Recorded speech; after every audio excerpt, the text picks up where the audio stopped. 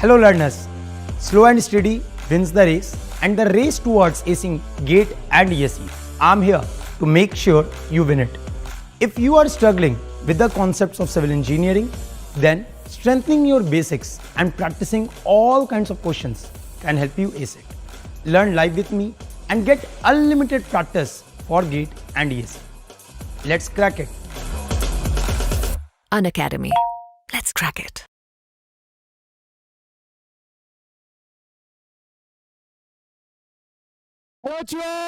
So very good evening everyone. कैसे हैं सब लोग? I hope you are good and doing well. So welcome everyone to your own YouTube channel Unacademy GATE C, CH, and my dear friend, I'm here for the detailed course of geotechnical engineering.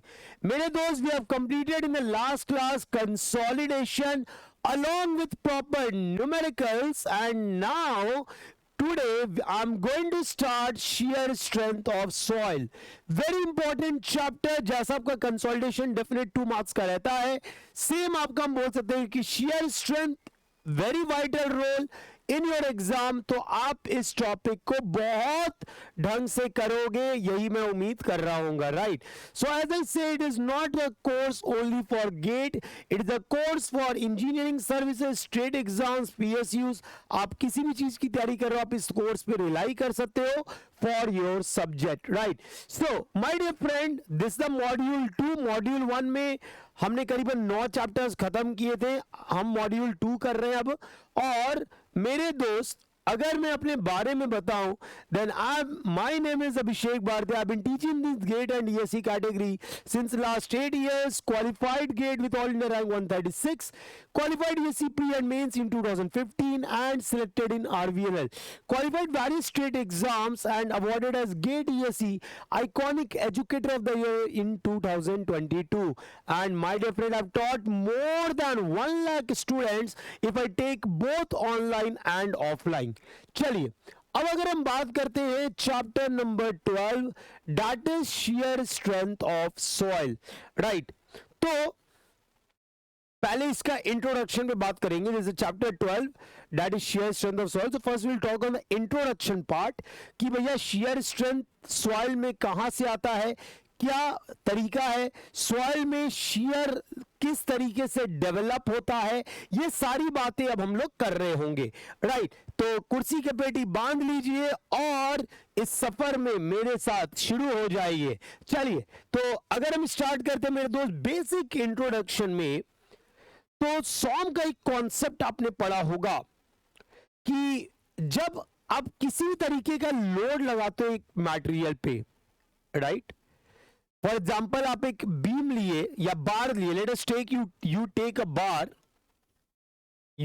Bar and this bar is subjected to a axial load, for example. तो मेरे दोस्त, अगर मैं कोई point लूं, right, सो इस point से पास करता हुआ इनफाइनाइट नंबर ऑफ प्लेन होगा. इस पॉइंट से पास करता हुआ इनफाइनाइट नंबर ऑफ प्लेन होगा. यस, एकदम सही बात है सर. इस पॉइंट से पास करता हुआ इनफाइनाइट नंबर ऑफ प्लेन होगा. हर प्लेन पे एक नॉर्मल और shear का वैल्यू होगा. हर प्लेन पे एक नॉर्मल एंड shear का वैल्यू होगा, ये बात हम जानते हैं. Right. So my dear friend, in the soil you apply the compressive loading on the soil. right. soil पे जनरल कैसा लोड लगता है? कंप्रेसिव लोड लगता है. और उस कंप्रेसिव लोड के कारण आपके जो सॉइल है, सॉइल पे नॉर्मल और shear किसी भी पॉइंट में बात करोगे डेवलप होता है. एक वैल्यू डेवलप होता है नॉर्मल और shear का. होता है क्या? एकदम होता है.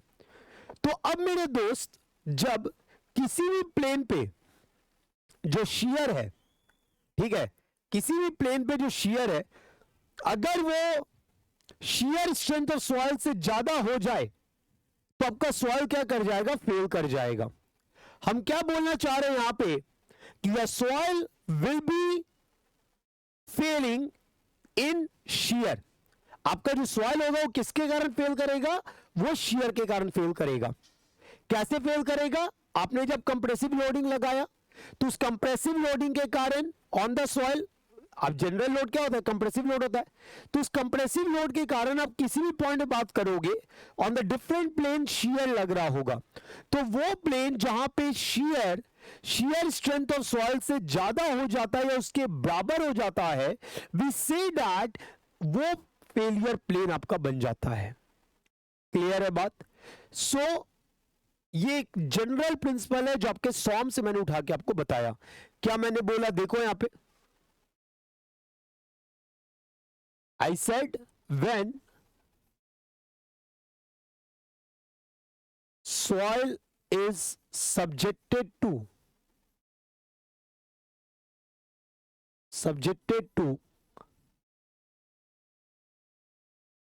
loading, या ऐसे लिख लो, subjected to external loading,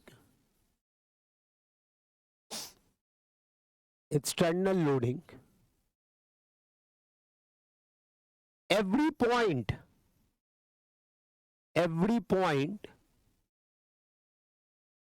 in the soil mass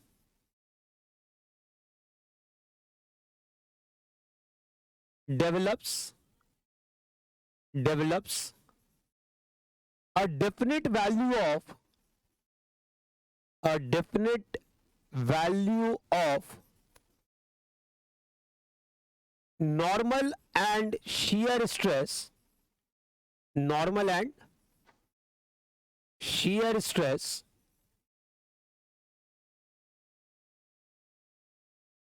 at different planes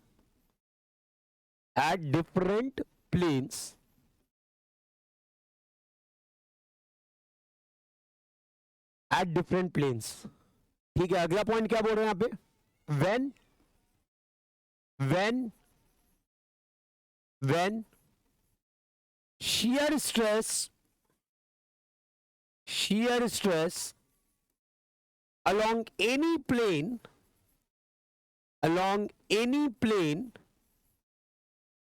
exceeds मतलब बढ़ गया, exceeds shear strength of the soil,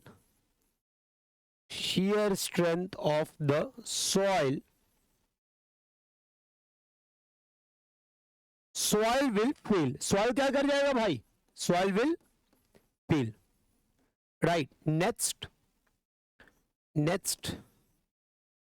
अगला पॉइंट है मेरे दोस्त, the soil will fail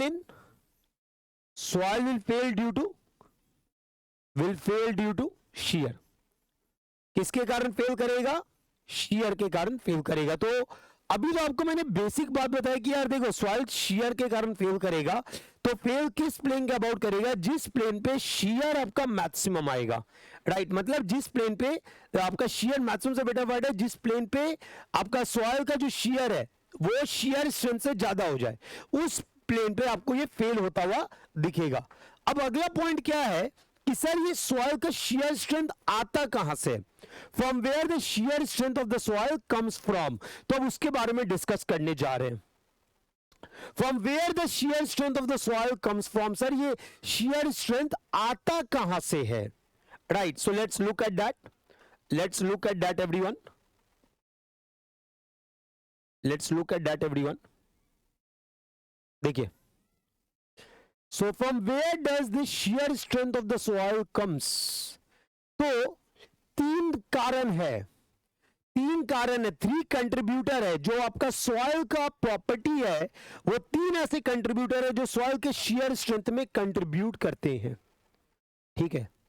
तीन ऐसे फैक्टर है जो सॉइल के शियर स्ट्रेंथ में कंट्रीब्यूट करते हैं। एक है आपका, देखो यहां पे पहले हम क्या लिख रहे हैं, shear strength of the soil, shear strength of the soil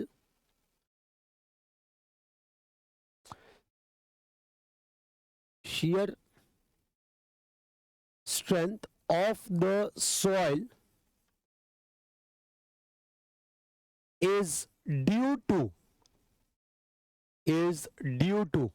किसके कारण है यार? देखो यहां पे सबसे पहला है फ्रिक्शनल रेजिस्टेंस।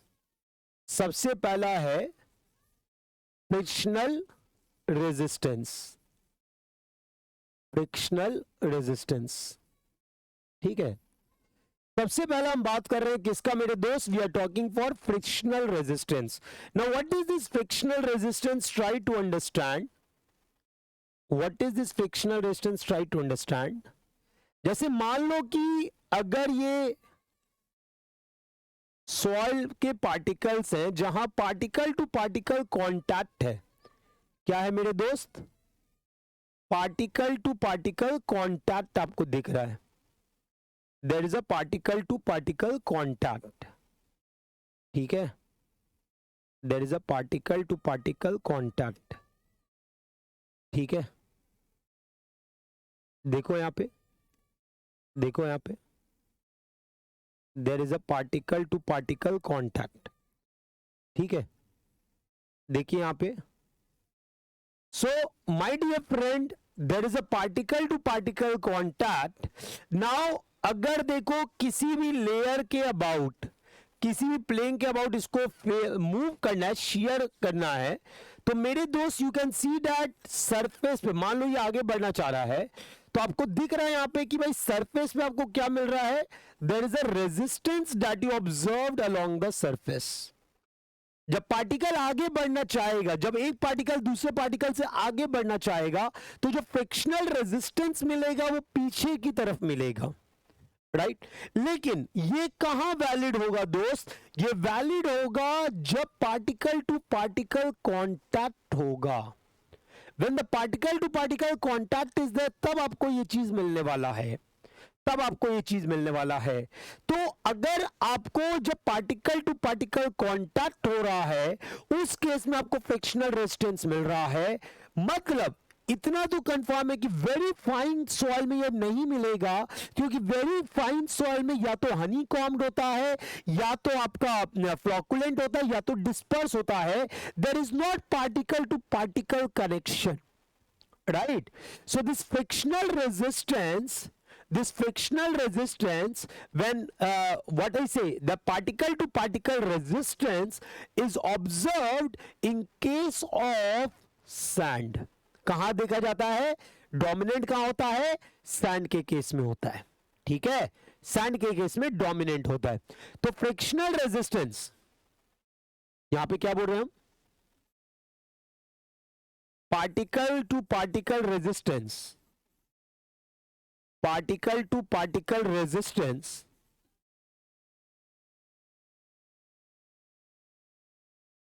राइट, ऑब्जर्व्ड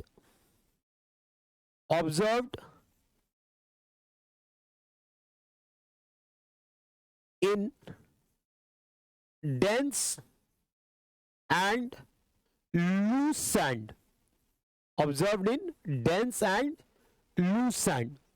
आपको एक कहां मिलेगा? dense and loose sand, यहां पे लिख दे रहे प्रीडोमिनेंटली। ऐसा नहीं है सिर्फ इसी में मिलेगा, आपको सिल्ट में भी मिलता है ना, सिल्ट में भी आपको मिलता है, ठीक है। क्ले में नहीं मिलेगा, ठीक है, क्ले में नहीं मिलेगा, राइट। सो पहला हमने क्या बोला? फ्रिक्शनल रेजिस्टेंस, ठीक है। सबसे पहला हमने क्या बोला? Frictional resistance. Now coming to the next, that is interlocking resistance. Interlocking resistance, interlocking resistance. Now what is this interlocking resistance बेटा? ये क्या होता है इंटरलॉकिंग? Try to understand. जैसे मान लो आपका पार्टिकल्स है, देयर आर पार्टिकल्स, राइट। सो ये पहला पार्टिकल, ये दूसरा,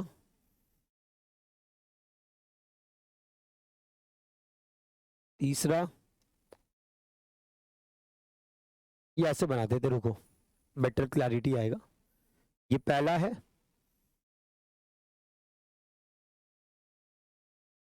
दूसरा है, तीसरा है, चौथा है,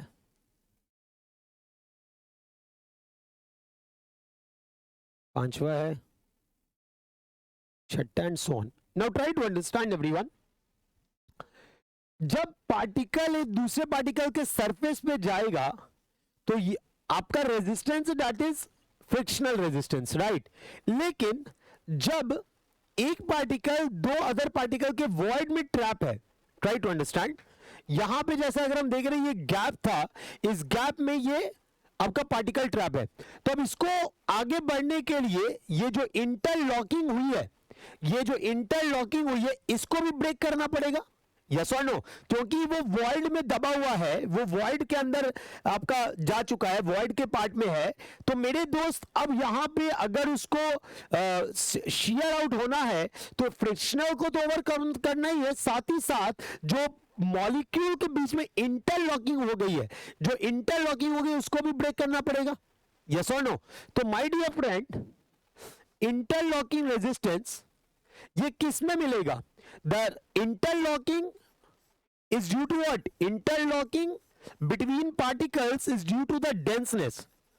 Between particles is due to denseness. जितना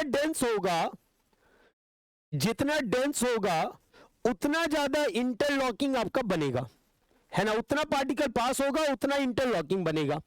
अब मेरे दोस्त अगर इंटरलॉकिंग इतना बन रहा है तो ऑब्वियस सी बात है लूज सैंड में तो नहीं मिलेगा. ये किस में मिलेगा? It is observed in dense sand. कहां मिल रहा है मेरे दोस्त? It is observed in dense sand. ये आपको मिलेगा डेंस सैंड में. It is observed in the case of the dense sand. ठीक है बात. Now there is a property of the material जिसको हम बोलते हैं angle of internal friction. There is a property of the soil that is angle of internal friction. तो ये जो फ्रिक्शनल रेजिस्टेंस है और जो इंटरलॉकिंग है दोनों मिलके आपको एंगल ऑफ इंटरनल फ्रिक्शन बनाता है. ये दोनों मिलके कंट्रीब्यूट करता है किसके लिए? To find angle of internal friction. That is, इसी को हम बोलते हैं फाई. ठीक है, इसी को हम क्या बोलते हैं? फाई. तो यहां पे नोट करके लिखेंगे, यहां पे नोट करके लिखेंगे. क्या लिखना है? Both frictional resistance, frictional and interlocking resistance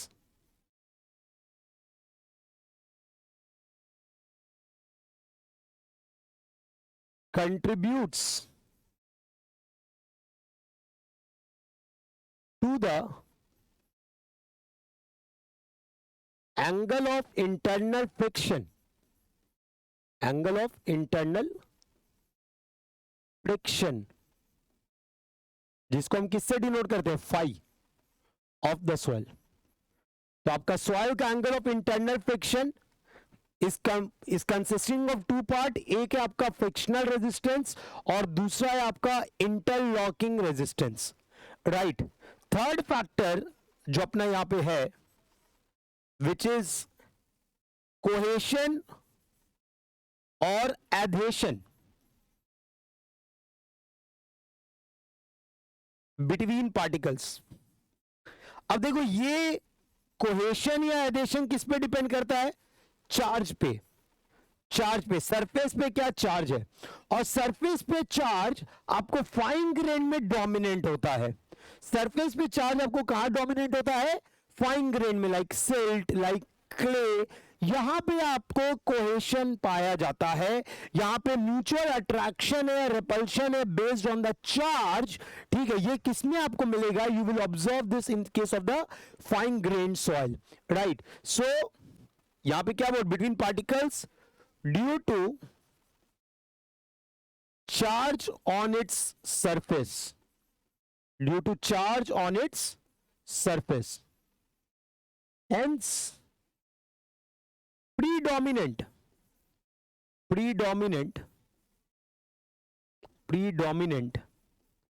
in fine-grained soil. Fine-grained soil. तो ये जो कोहेशन हम बोले हैं इसी को आप क्या बोलते हो? सी. कोहेशन और एडेशन बिटवीन पार्टिकल, इसी को आप क्या बोलते हो, सी. So my dear friend, these are the three primary reasons which contribute to the shear strength of the soil. पहला आपको क्या बोले हम, फ्रिक्शनल रेजिस्टेंस, जहां पे जब एक पार्टिकल दूसरे पार्टिकल से स्लाइड करके निकलना चाहेगा, सो जो resistance in the form of friction मिलेगा, that is your frictional resistance. Then अगर डेंस सॉइल है तो उस सिचुएशन में क्या होगा आपको कि एक पार्टिकल दूसरे पार्टिकल के वॉइड में क्या होगा, ट्रैप्ड रहेगा. तो अब जब उसको स्लाइड डाउन करना है तो इस ट्रैप को भी ओवरकम करना पड़ेगा, राइट. तो ये किस में पाया जाता है, ये पाया जाता है in case of the dense soil. And the last but not the least, your cohesion और एडेशन बिटवीन द पार्टिकल्स जो आता है because of the charge nature on the surface of the particle, and we all know that it is predominant in the fine grained soil. इसलिए ये आपको कहां पाया जाता है, फाइन ग्रेन्ड सॉइल में पाया जाता है, right.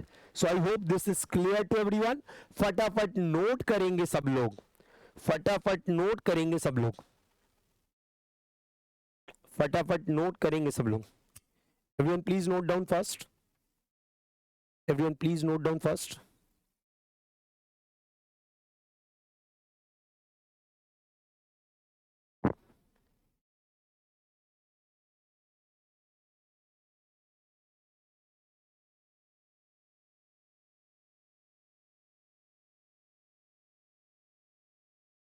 Please note down everyone.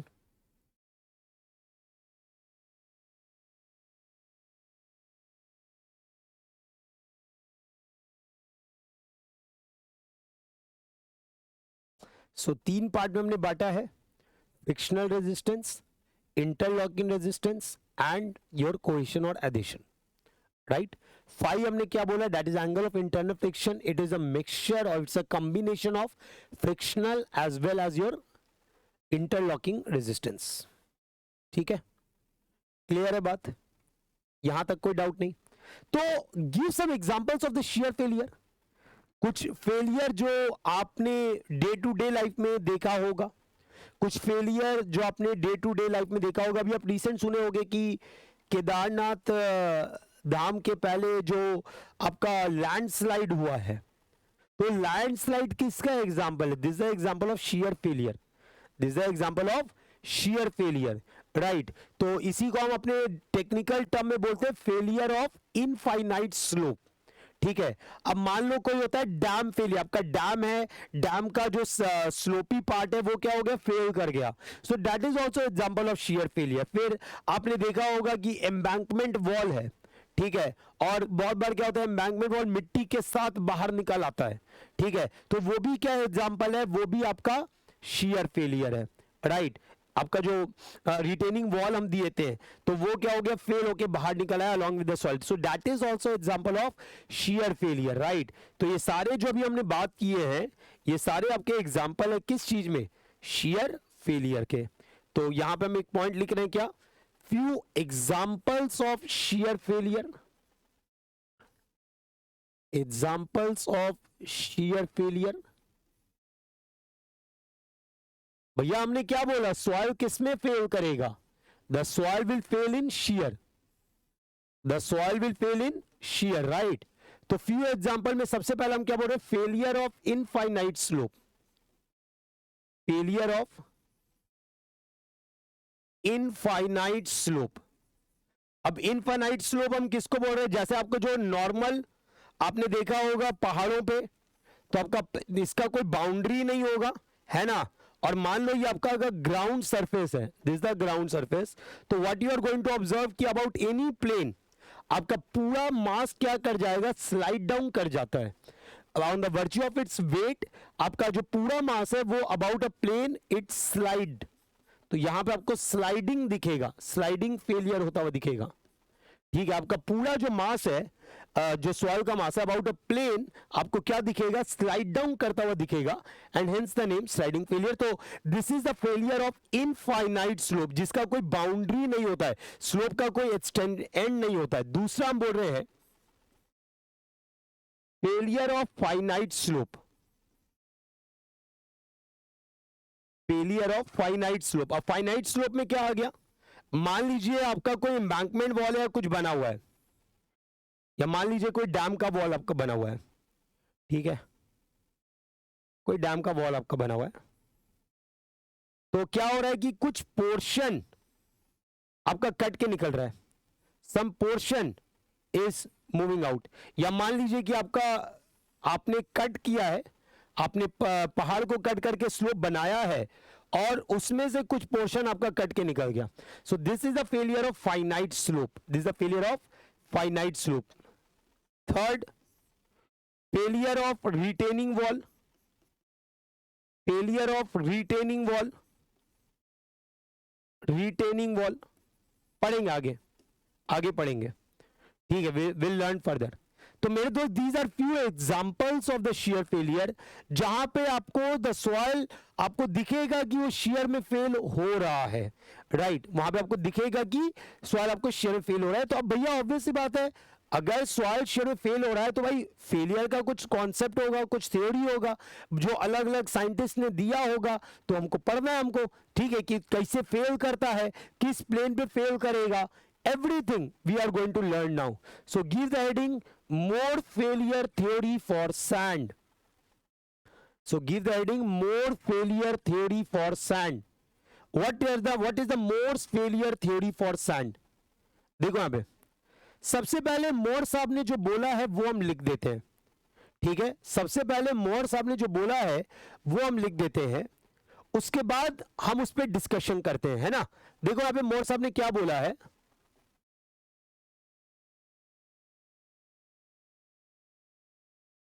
according to Moore,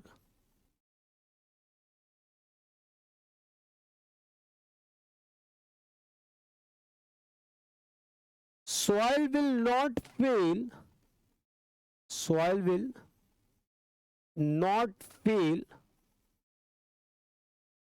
on a plane subjected to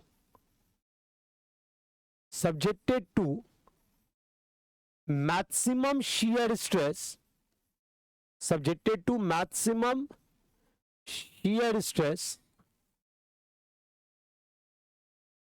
but along the plane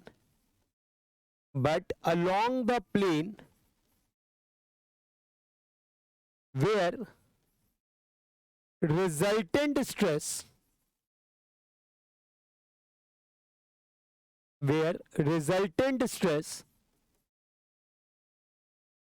is making maximum angle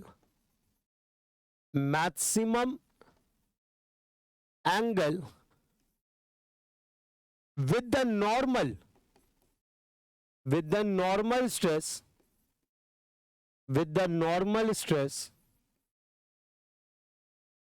acting on that plane, अब क्या बोलना चाह रहा है समझेंगे, तो ये स्टेटमेंट दिया है मोर साहब ने फेलियर के लिए। अब इसका क्या मतलब है उसको इन डिटेल समझते हैं, देखेंगे मेरे दोस्त। अगर हम बोल रहे हैं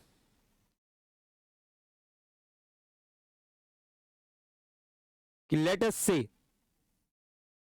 ये आपका फुटिंग है, ठीक है, और इस फुटिंग पे आपको कंप्रेसिव लोड लगाना है, ठीक है। तो अब अगर हम कोई पॉइंट को पकड़े, I take any point within the soil mass, और इस पॉइंट के लिए एनालाइज करें, आई एनालाइज दिस पॉइंट। तो स्ट्रेंथ ऑफ मटेरियल में आप लोग पढ़ते हो कि पॉइंट के एनालिसिस के लिए, इन अ पॉइंट एनालिसिस, अगर आप 2D में बात कर रहे हो तो 2D में आपको 2 परपेंडिकुलर प्लेन चाहिए, 3D में आपको 3 परपेंडिकुलर प्लेन चाहिए। तो अभी हम 2D में बात कर रहे हैं मेरे दोस्त, I am talking only in terms of 2D। तो इन 2 डायमेंशन अगर हम बात करें तो मेरे दोस्त हमको क्या मिलने वाला, हमको एक मिलने वाला vertical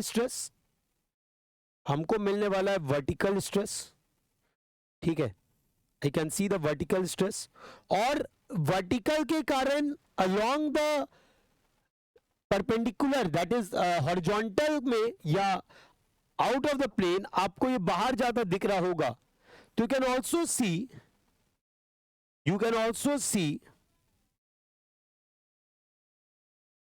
can also see horizontal stress.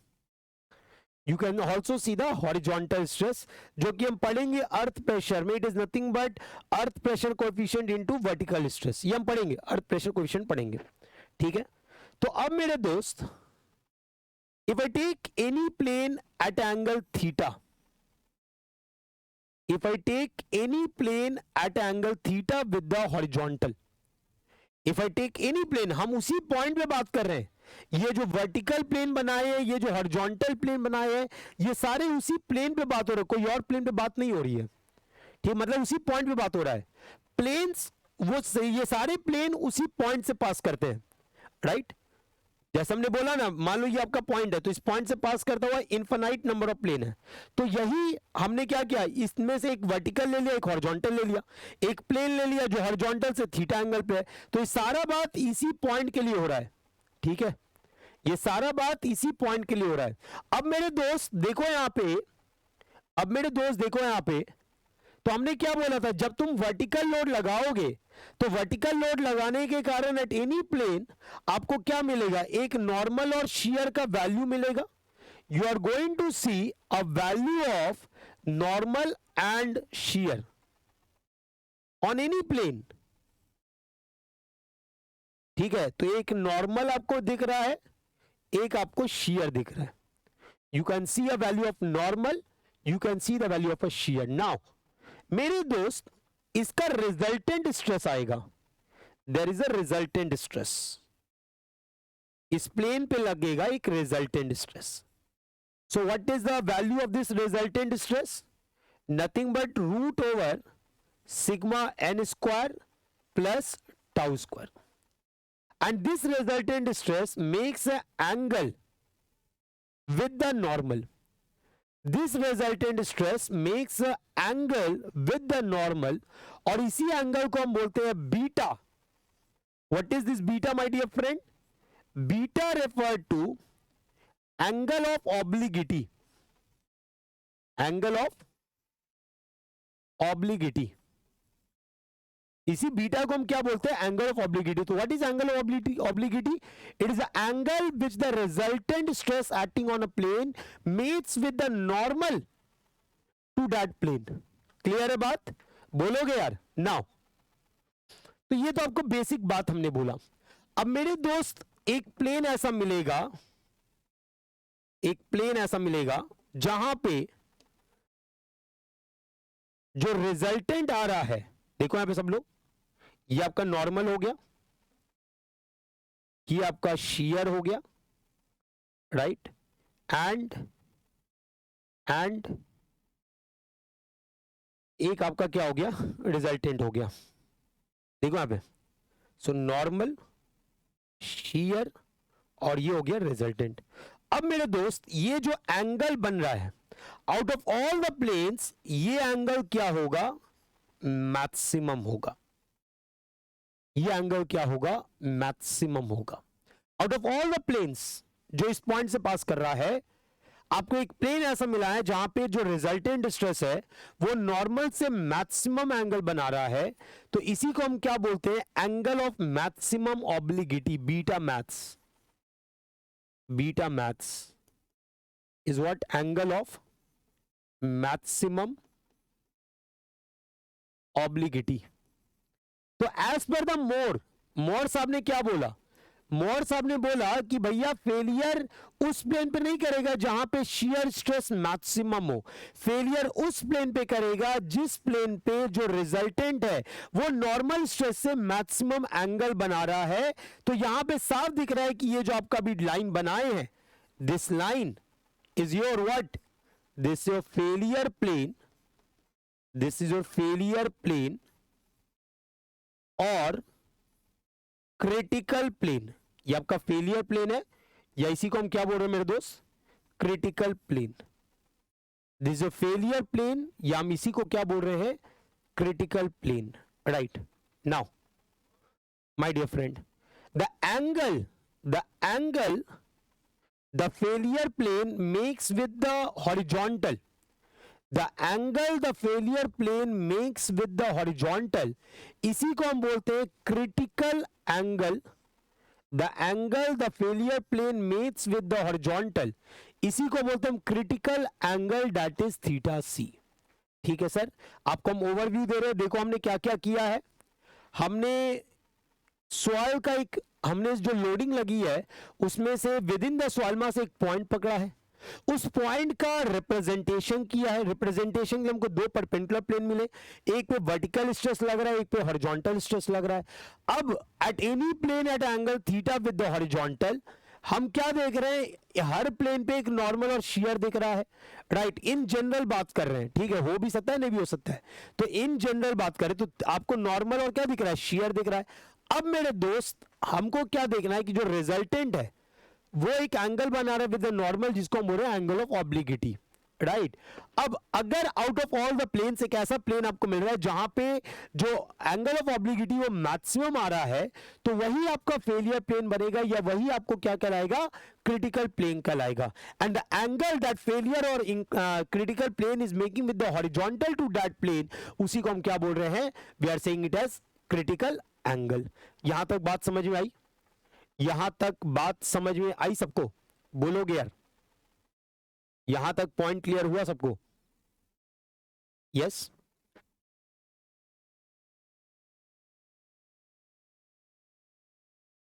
I hope हो गया होगा, राइट। तो ये पॉइंट लिख लेते, ये पॉइंट लिख लेते।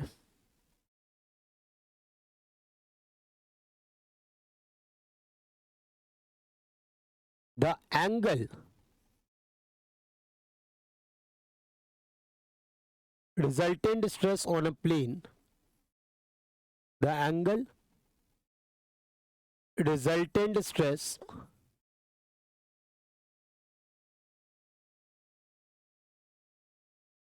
acting on a plane makes with the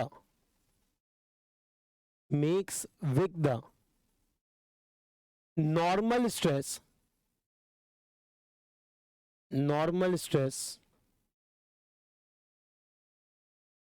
acting on that plane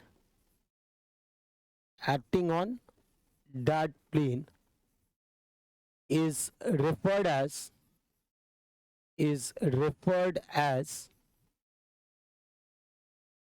angle of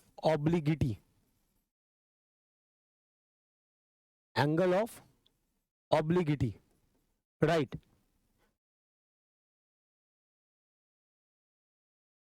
right, the plane, यहां पे हम लिख दे रहे बीटा, यहां पे हम लिख दे रहे beta. So the plane at which beta is maximum is referred as what? Critical plane or failure plane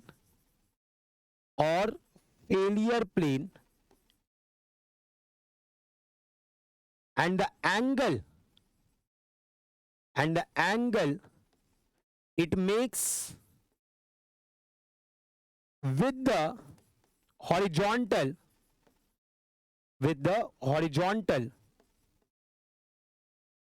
is referred as critical angle। उसी को हम क्या बोल रहे हैं दोस्त? Critical angle. अब आगे बात समझेंगे। ये एक छोटा सा अध्याय है जो ये बात आपको बताए हैं, ये एक छोटा सा पार्ट है। अब जरा ध्यान से समझे, यहां पे मेरे दोस्त आपका हॉरिजॉन्टल प्लेन और वर्टिकल प्लेन पे नॉर्मल स्ट्रेस लग रहा है। यहां पे आपका हॉरिजॉन्टल प्लेन और वर्टिकल प्लेन पे नॉर्मल स्ट्रेस लग रहा है and there is no shear, कोई शियर नहीं है। तो अगर सिर्फ नॉर्मल लग रहा है और शियर नहीं है, तो मेरे दोस्त क्या हम बोल सकते हैं कि ये और कुछ नहीं, प्रिंसिपल प्लेन है। Can I say that these are principal planes?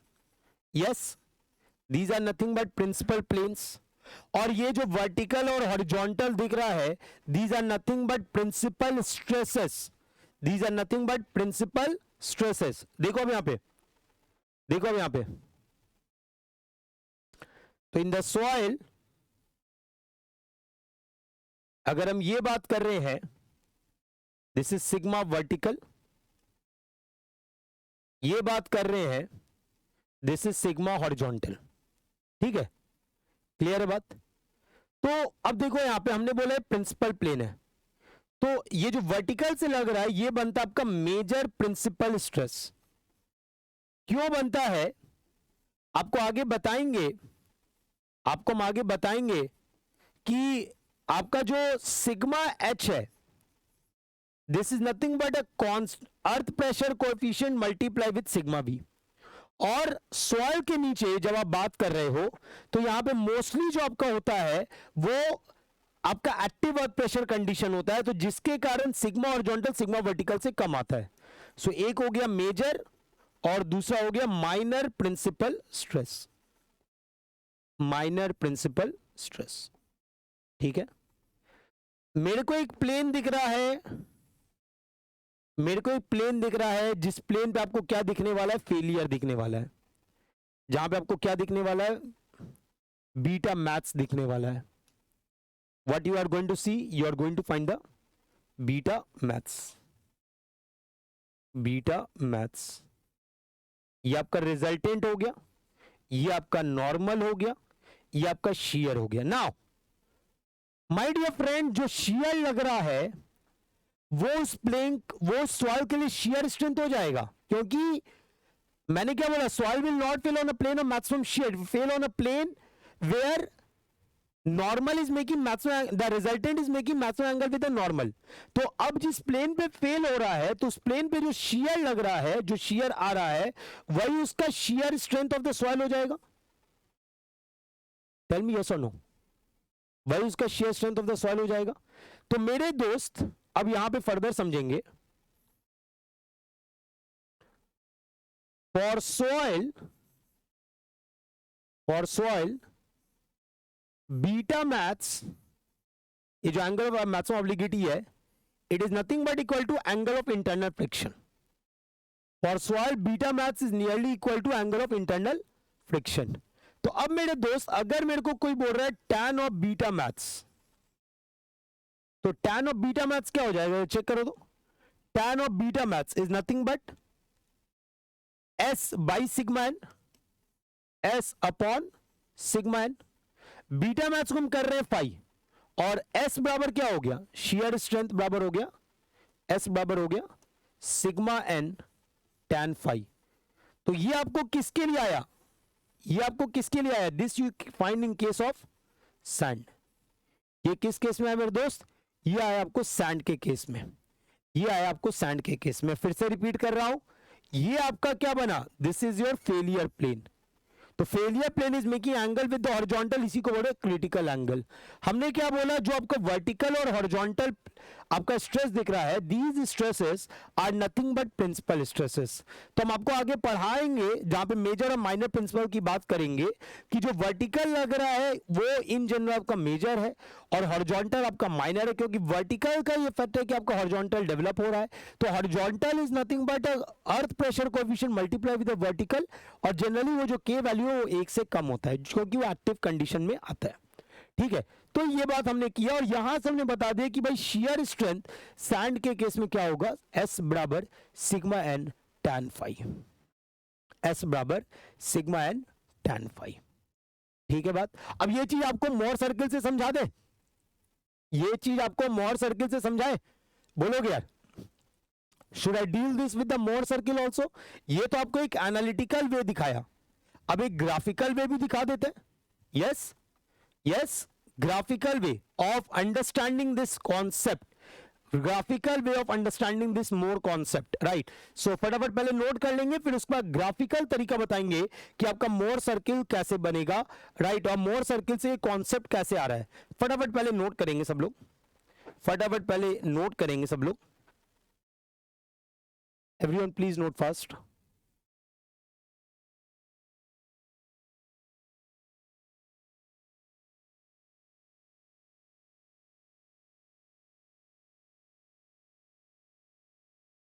Everyone please note fast.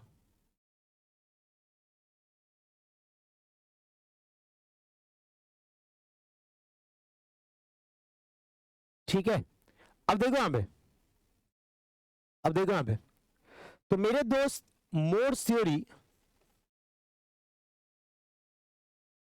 Morse theory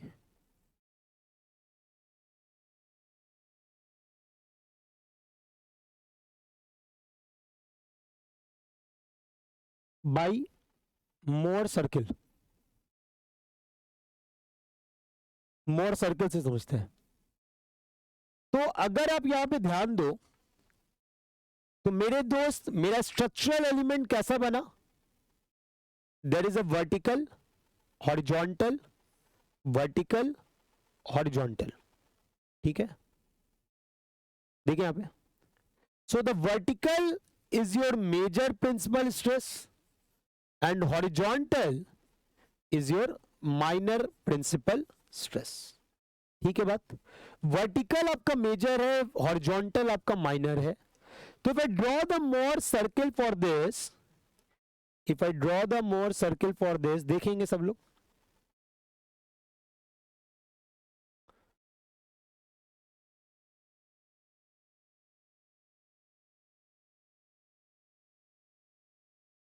okay okay.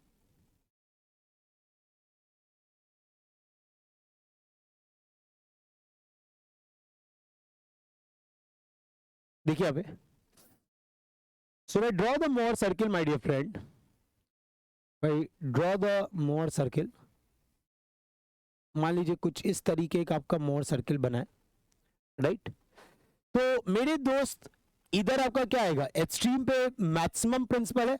अच्छा यहां पे एक बात और, अब सॉम में आपने क्या किया था, आपने टेंशन को पॉजिटिव लिया था, राइट. लेकिन सॉइल में क्योंकि भाई लोडिंग तो जनरल कंप्रेशन होता है, तो in soil mechanics, in soil mechanics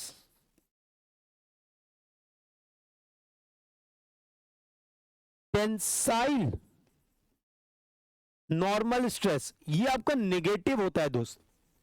tensile normal क्या होता है, नेगेटिव में डालेंगे. And compressive normal stress, compressive normal stress, इसको हम क्या रखेंगे, will take this as positive. Compressive आपका पॉजिटिव होगा, टेंसाइल आपका क्या होगा, नेगेटिव होगा. तो अब हमको कंप्रेसिव दिख रहा है, तो ये आपका क्या हो गया, सिग्मा P1 कॉमा 0 हो गया, राइट. इधर आपका पॉइंट क्या हो गया, सिग्मा P2 कॉमा 0 हो गया, राइट. अरे बोलोगे यार, यस और नो. तो मेरे दोस्त आपने जो किसी पॉइंट से पास करता हुआ प्लेन है, जो किसी पॉइंट से पास करता हुआ प्लेन है, राइट.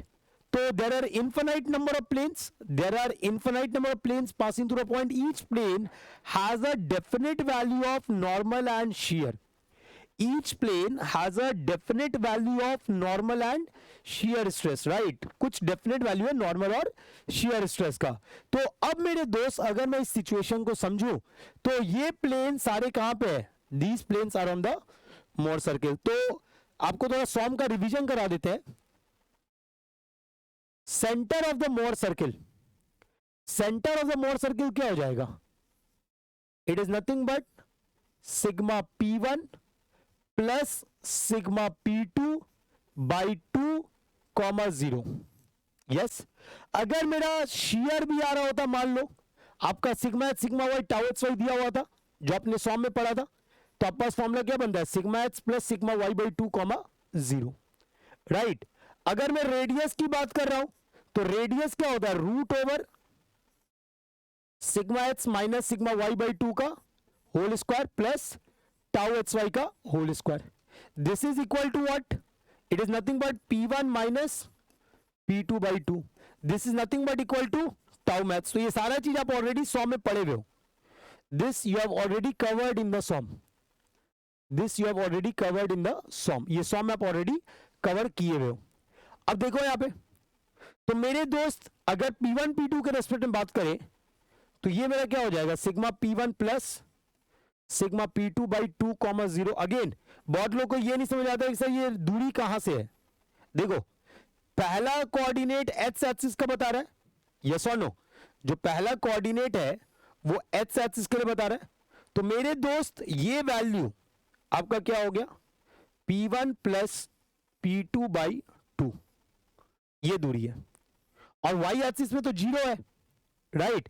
देखिए अब आगे, नेक्स्ट माय डियर फ्रेंड, अगर हम इसके डायरेक्टली ऊपर बात करें या इसके डायरेक्टली नीचे बात करें, तो डायरेक्टली ऊपर आपको क्या दिख रहा है, रेडियस बढ़ता हुआ दिख रहा है, और यहां पे out of all the points आपका शेयर क्या दिख रहा है, मैक्सिमम दिख रहा है। तो इसका कोऑर्डिनेट क्या होगा, P1 plus P2 by 2 comma tau max. तो ये जो प्लेन आपने बनाया है, ये प्लेन क्या कहलाता है, ये जो प्लेन आपने बनाया है, ये प्लेन क्या कहलाता है दोस्त, this plane referred as maximum shear plane. इसी को हम क्या बोल रहे हैं दोस्त, maximum shear plane, right. Next, इसी के सामने नीचे आओगे तो आपको बस अंतर क्या होगा, P1 plus P2 by 2 comma minus tau max. तो मेरे दोस्त देखो, एक आपका रेजिस्टिव अगर होता है तो बैलेंस आउट करने के लिए दूसरा आपका कॉम्प्लीमेंट्री डेवलप होता है कि नहीं। So this is also maximum shear plane, this is also maximum shear plane जो कॉम्प्लीमेंट्री फॉर्म में डेवलप हुआ है in order to balance this. अभी मैं सॉम का कॉन्सेप्ट बता रहा हूं, ये सारा चीज आपने सॉम में पढ़ा है, राइट, ऑलरेडी आप पढ़ चुके हो। तो अब मेरे दोस्त मेरा P1 P2 हो गया। Now at any plane inclined at angle theta, ठीक है, जहां पे मेरा रिजल्टेंट इज मैक्सिमम। अब वो बात करने जा रहे, देखो यहां पे पहले सब लोग, अगर मान लो हम कोई पॉइंट ले लिए, ये पॉइंट क्या है, मोर सर्किल पे एक प्लेन है, तो इस प्लेन पे एक नॉर्मल होगा और एक शियर होगा। तो शियर आपको दिख रहा है क्या, tau, shear is tau, right. And if I take out the normal, so this is your normal, this is your normal, right.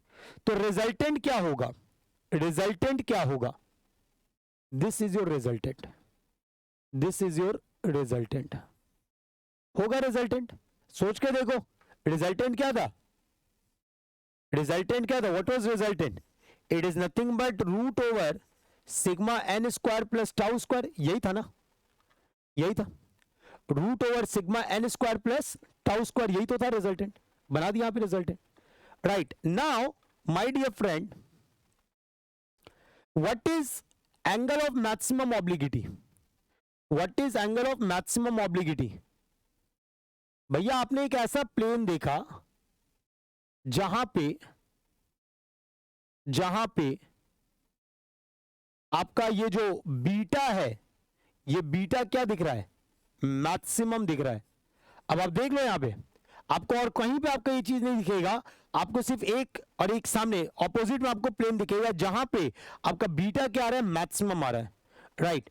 तो in that situation my dear friend, in that particular situation जो shear लग रहा होगा, that will be the shear strength of the soil and the normal stress acting on that plane, उसको हम बोल रहे हैं सिग्मा, राइट।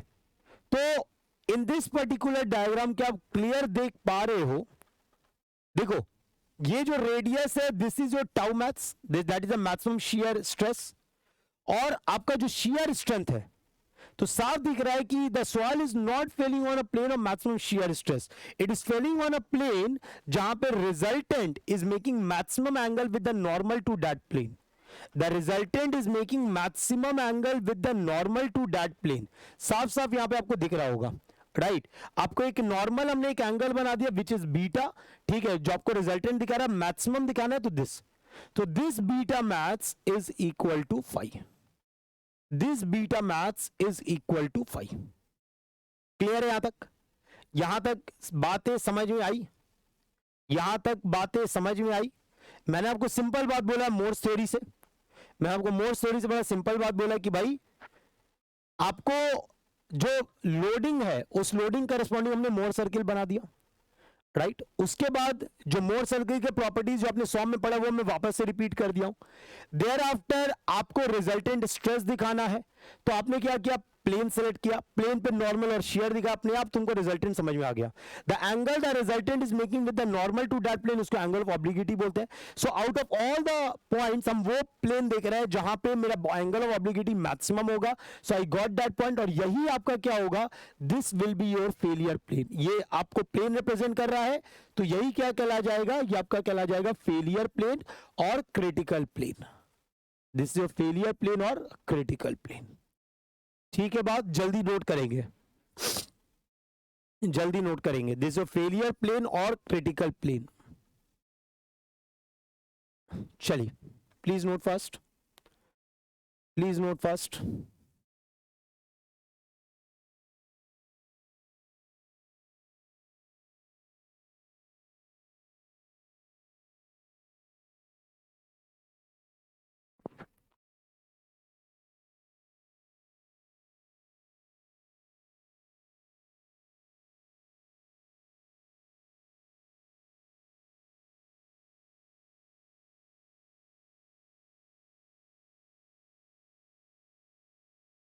चलो, क्लियर है यहां पे, क्लियर है यहां तक, यस यहां तक क्लियर है.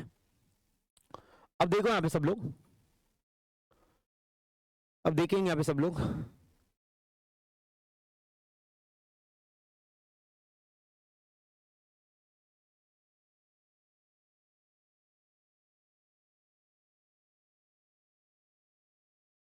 Okay, so we are going to look at the relation between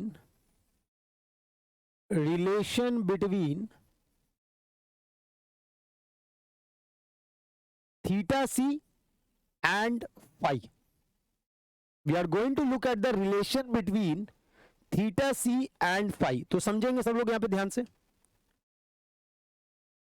Let us say this is the Mohr circle. Let us say this is the Mohr circle. ठीक है, ये आपका मोर सर्किल है.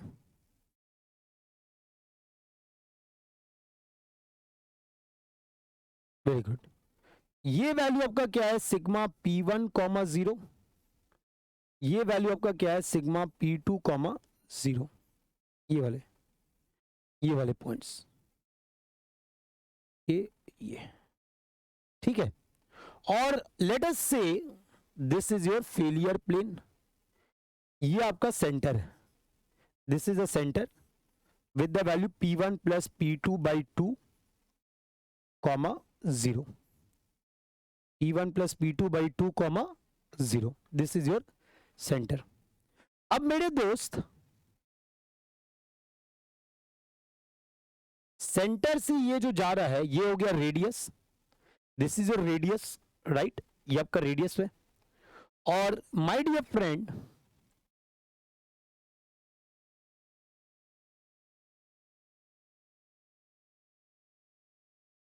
फ्रॉम द ऑरिजिन जो मैं line ला रहा हूं, ये मेरे को क्या बता रहा है, रिजल्टेंट. और ये एंगल जो बीटा मैथ्स था यही क्या हो जाएगा, फाई हो जाएगा. This angle is phi, right.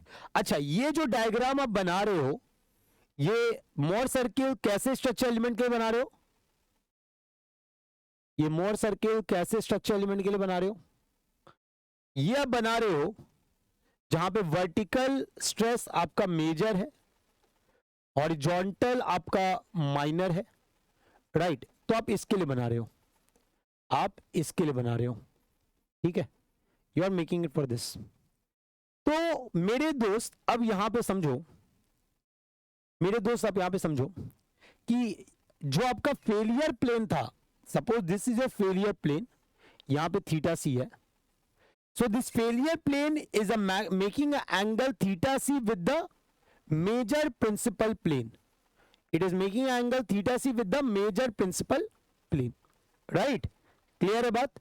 तो strength of material में आपको पढ़ाया गया था कि अगर स्ट्रक्चरल एलिमेंट के बीच में एंगल थीटा है, अगर स्ट्रक्चरल एलिमेंट के बीच में एंगल थीटा है बिटवीन टू प्लेन्स, तो मोर सर्किल में वो कितना हो जाएगा, जल्दी बोलेंगे. अगर स्ट्रक्चरल एलिमेंट में दो प्लेन के बीच में एंगल थीटा है, तो मोर सर्किल में उन दोनों प्लेन के बीच में एंगल कितना होगा? It will be 2 times theta. तो ये बात आपको याद होनी चाहिए। क्या बोल रहे हैं? If angle between two planes in structural element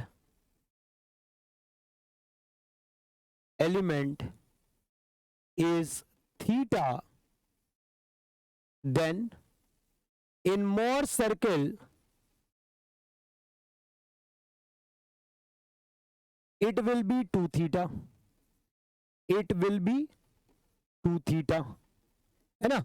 तो अब यहां पे देखो, ये जो P1 बना रहे हो यही आपका मेजर प्रिंसिपल प्लेन हो गया। ये जो पॉइंट आप यहां पे दिए हो, this is the major principal plane, right?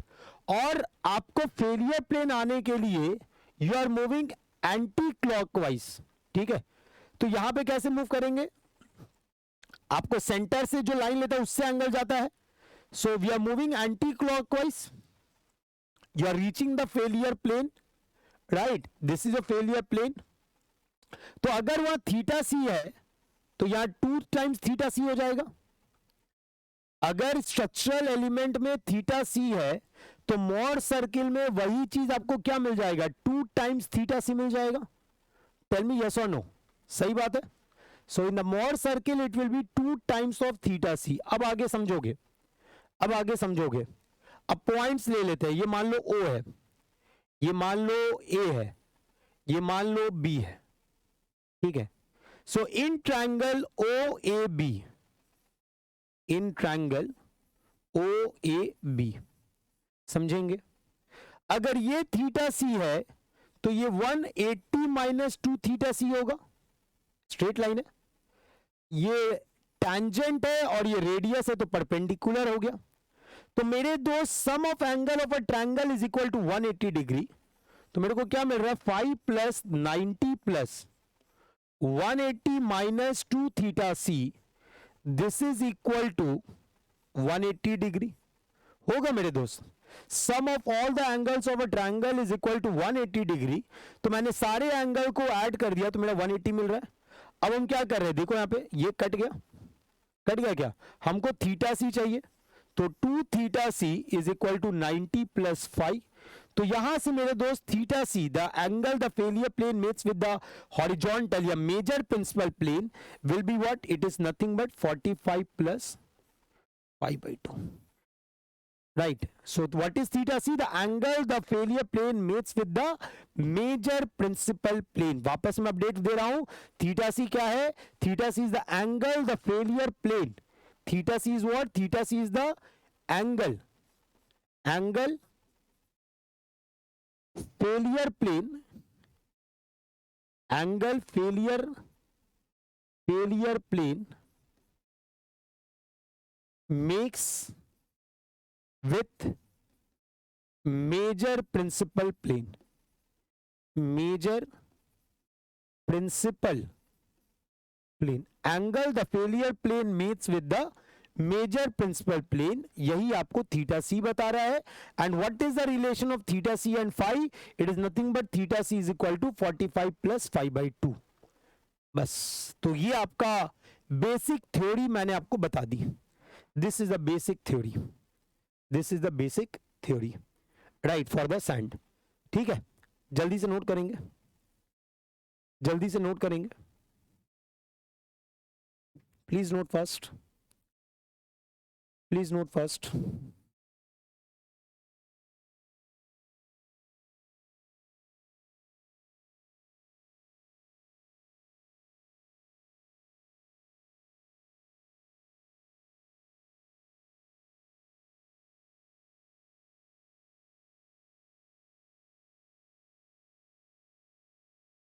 चलिए, ठीक है। अब देखो यहां पे, यहां से आया, यहां से आया मेरे दोस्त आपका मोर कूलम्स थ्योरी, मोर कूलम्स थ्योरी, यहां से आया आपका मोर कूलम्स थ्योरी। ठीक है, क्या बोलता है Mohr Coulomb's theory? Mohr Coulomb theory state that कि भैया शियर स्ट्रेंथ में 3 कंट्रीब्यूटर होते हैं. Shear strength of the soil is due to, पहला एंगल ऑफ इंटरनल फ्रिक्शन, जहां पे इंटरलॉकिंग और फ्रिक्शनल आ जाता है. दूसरा कोहेशन, इनहेरेंट कोहेशन. ठीक है. तीसरा normal stress acting on the failure plane. जो फेलियर प्लेन उस पे जो नॉर्मल स्ट्रेस लग रहा है, ठीक है, वो. तो ये तीनों मिलके सॉइल का क्या देते हैं? शियर स्ट्रेंथ देते हैं. देखो क्या बोल रहे हैं. It states that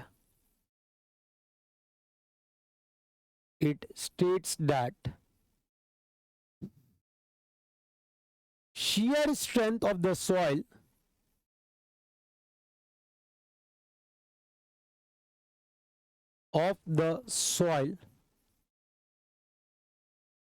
is due to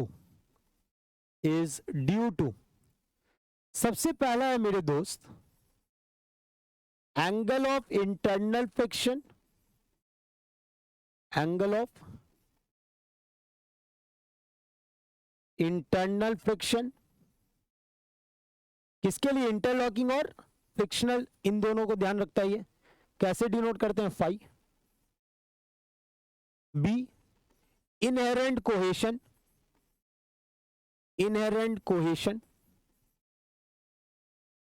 denoted by c, जहां पे हम कोहेशन और एडिशन बोल रहे हैं ड्यू टू चार्ज नेचर.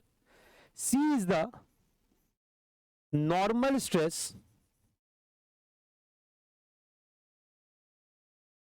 या better to right, okay, normal stress acting on failure plane. So इसको हम डिनोट कर रहे हैं भाई सिग्मा एन. तो इनका थ्योरी क्या बोलता है?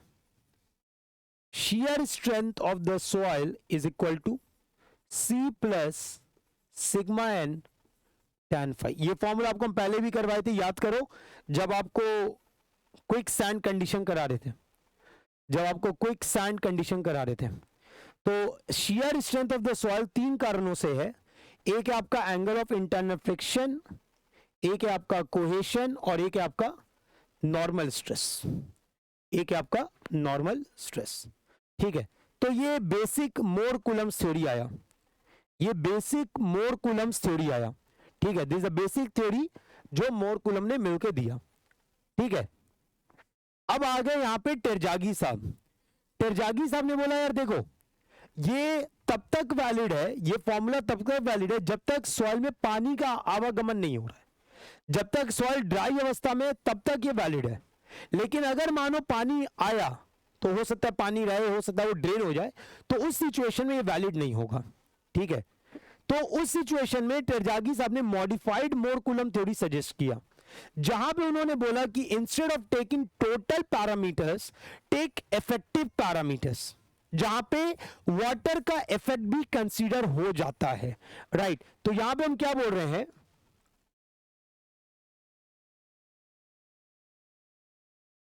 टेरजागी claimed that the Mohr Coulomb's theory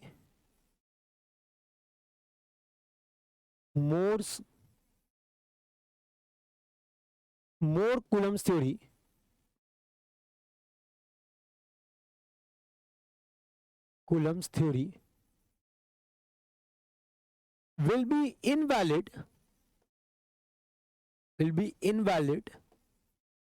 when water table is present,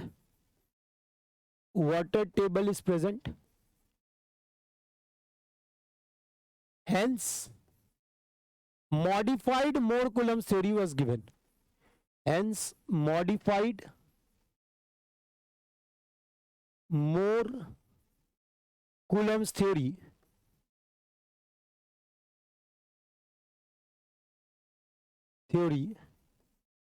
was given. कैसे यूज करना है वो आगे देखेंगे, लेकिन यहां समझ आया कि भैया हमको मॉडिफाइड थ्योरी देना होगा. राइट। तो अब देखो यहां पे, देखो यहां पे, तो मॉडिफाइड मोर कूलम्ब थ्योरी क्या बोलता है? What does the modified Mohr Coulomb theory से? मॉडिफाइड मोर कूलम्ब थ्योरी क्या बोलता है? ये क्या बोलता है? ये कि भैया आपका जो shear strength of the soil है, it is nothing but C dash plus sigma n dash tan phi dash। कहने का मतलब है you are not going to take total parameter, you are not going to take total parameter, आप ले रहे होगे effective parameter को। तो C dash आपका क्या हो गया मेरे दोस्त? Effective cohesion, effective cohesion. Phi dash क्या हो गया? Effective angle of internal friction, effective angle of internal friction, है ना। और आपका sigma n dash is nothing but effective stress on failure plane, on failure plane. ठीक है मेरे दोस्त, effective stress on failure plane. So this is your modified Mohr Coulomb's theory. ये आपको दिख रहा है, ये मॉडिफाइड। तो पहले क्या हुआ, मोर कूलम्ब साहब ने दिया, उन्होंने टोटल पैरामीटर को लिया, लेकिन टेरजागी साहब ने क्या बोला, भैया पानी अगर आ गया तो प्रॉब्लम आ जाएगा। तो उन्होंने क्या बोला कि मॉडिफाइड मोर कूलम्ब थ्योरी उन्होंने सजेस्ट किया। ठीक है, तो ये बात हमने यहां पे लिखी। ठीक है, क्लियर है बात? चलिए, ओके। सो ये तो आपका आ गया modified Mohr Coulomb's theory. This is your modified Mohr Coulomb's theory. तो हमने मोर कूलम्ब्स थ्योरी देख लिया, मॉडिफाइड देख लिया। अब थोड़ा फेलियर एनवेलप देख लेते हैं, मोर्स फेलियर एनवेलप देख लेते हैं। आपने अगर सैंड की बात करें तो sand is a phi soil, right, sand is a phi soil. तो S बराबर हमारे पास क्या था, C plus sigma and tan phi. C मेरा 0 है, C मेरा 0 है, तो यहां पे अब क्या हो जाएगा, sigma n dash tan phi dash, यही होगा, यही होगा।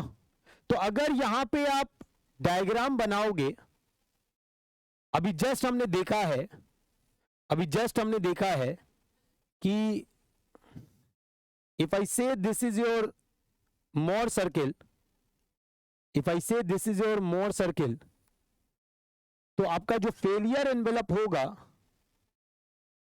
वो कुछ इस तरीके से जाएगा, जहां पे मेरे दोस्त जिस प्लेन पे ये फेल कर रहा है, जिस प्लेन पे ये फेल कर रहा है उस पे जो शियर लग रहा है वो तो शियर स्ट्रेंथ है, लेकिन वो शियर स्ट्रेंथ मैक्सिमम नहीं है। यस और no? S is less than tau max. ये आपका tau h dash y dash axis है, ये नॉर्मल एक्सिस है। ठीक है, तो यहां पे मेरे दोस्त जब आप Mohr failure curve for sand देख रहे हो तो the Mohr failure curve is making angle phi with the normal axis. और मेरे दोस्त जो प्लेन पे फेल हो रहा है वो प्लेन पे जो शियर है that is not the maximum shear stress जो उस पॉइंट पे लग रहा है। So this is Mohr's failure envelope. ठीक है, तो इन केस ऑफ सैंड आपको इस तरीके का मिलने वाला है। सैंड के केस में आपको इस तरीके का मोर फेलियर एनवेलप मिलने वाला है। That is case of the phi soil, that is the case of the phi soil. ये किस में आपको मिल रहा है, ये आपको मिल रहा है फाई सॉइल के केस में।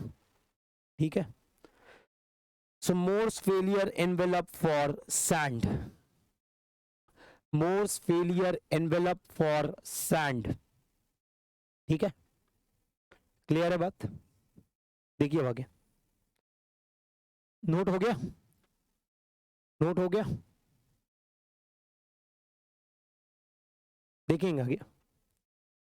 Now if I draw the Mohr's failure envelope for clay, तो यहां पे आपको देखो कैसा दिखेगा, ट्राई टू अंडरस्टैंड। अगर आप फॉर अ गिवन सैंपल अगर आप for a given sample if you draw this, ठीक है, तो आप फॉर डिफरेंट लोडिंग, अगर मान लो आप क्ले सॉइल लिए हो, clay soil is nothing but c soil, c soil, तो अगर आप यहां पे मोर सर्किल बना रहे हो तो आपको कैसा दिखेगा, देखो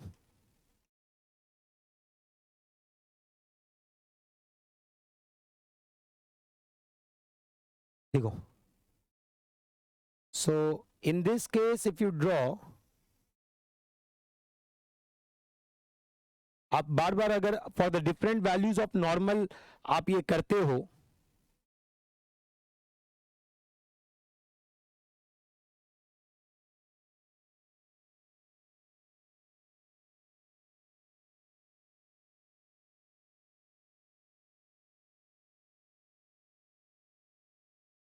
ओके तो अगर आप डिफरेंट वैल्यूज ऑफ नॉर्मल करते हो तो आपको क्या मिलने वाला है, what you are going to C,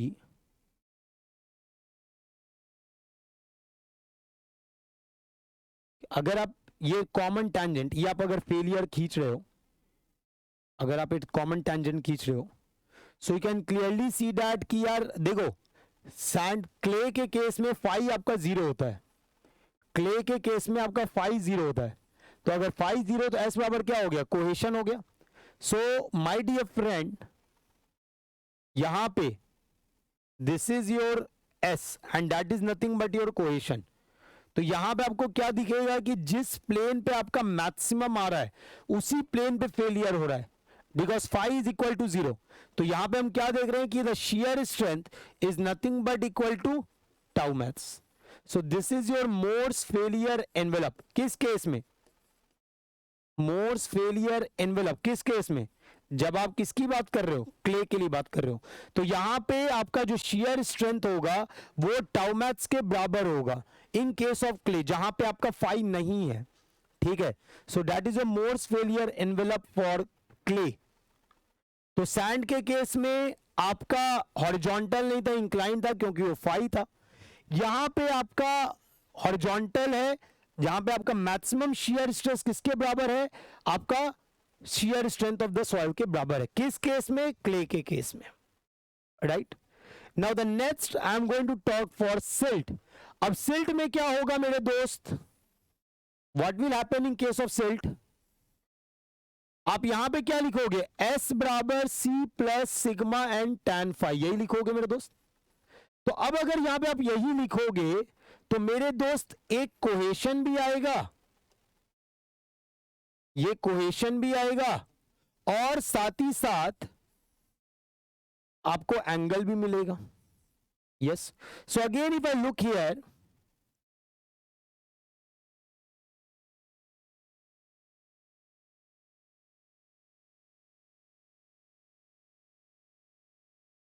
again if I look here, देखेंगे सब लोग,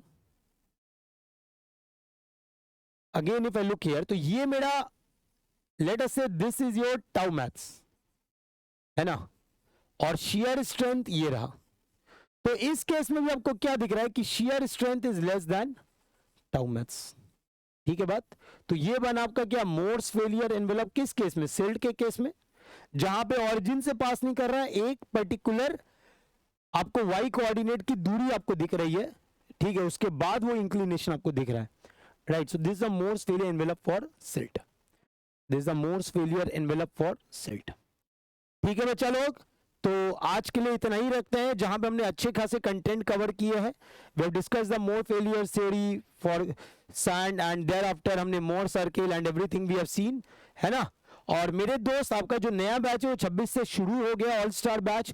तो जो भी बच्चे तैयारी स्टार्ट करना चाह रहे हो, want to start your preparation, भटके हुए लग रहे हो, don't be late any more, do join today using the code VAR10। और मेरे दोस्त, अभी आपके पास गोल्डन अपॉर्चुनिटी है, जहां पे आपको 20% फ्लैट ऑफ तो मिल ही रहा है, साथ ही साथ एक्स्ट्रा मंथ्स का ऑफर मिल रहा है, वेयर 3 मंथ आपके 18 मंथ्स में मिल रहा है, 2 मंथ एक्स्ट्रा आपके 9 मंथ्स मिल रहा है। तो अगर आप प्लस ज्वाइन करते हो using the code that is VAR10, तो मेरे दोस्त आपको जो प्लस है वो आपको पड़ रहा है फॉर 18 मंथ्स 48,000, और आपका जो 9 मंथ्स का है वो 36,000 पड़ रहा है। तो आप रफली अगर आप मैक्सिमम सेव करना चाहते हो, you can save up to 41%। तो आप फटाफट ज्वाइन कर लेंगे। Don't forget to use the code BAR10। What are the advantages when you come in the plus see? Obviously you are going to learn from the best teachers of the country.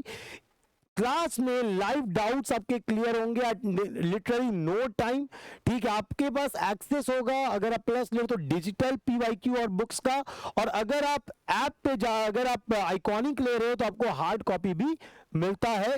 With in 15 days आपको सारे class notes और PYQ deliver हो जाते हैं। साथ ही साथ more than आपको practice के लिए 5600 प्लस क्वेश्चंस अवेलेबल है in the app itself. So these are the advantages that you see in the plus.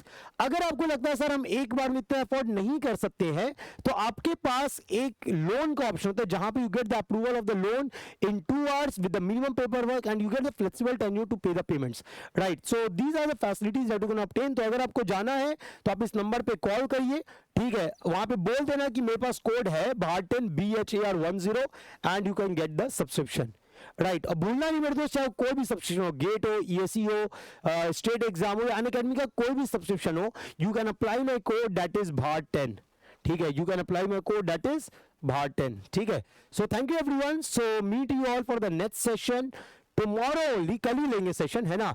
तो कल ही आपका 7 बजे दोबारा सेशन आएगा। और आज रात में मेरे दोस्त एक सेशन और लगाया है एट 11:45 PM, जहां सोम का जितना भी क्वेश्चन इसरो में आया हुआ है हम उसको डिस्कस करने वाले हैं। तो जरूर सेशन अटेंड करना and I hope you will love it, है ना? तो डोंट मिस इट। सेशन को ज्वाइन करेंगे sharp at 11:45 PM, right? Thank you everyone, bye bye, take care.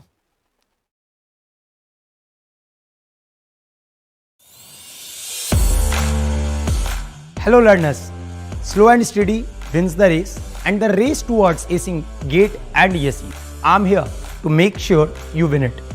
If you are struggling with the concepts of civil engineering, then strengthening your basics and practicing all kinds of questions can help you ace it. Learn live with me and get unlimited practice for GATE and ESE. Let's crack it. Unacademy. Let's crack it.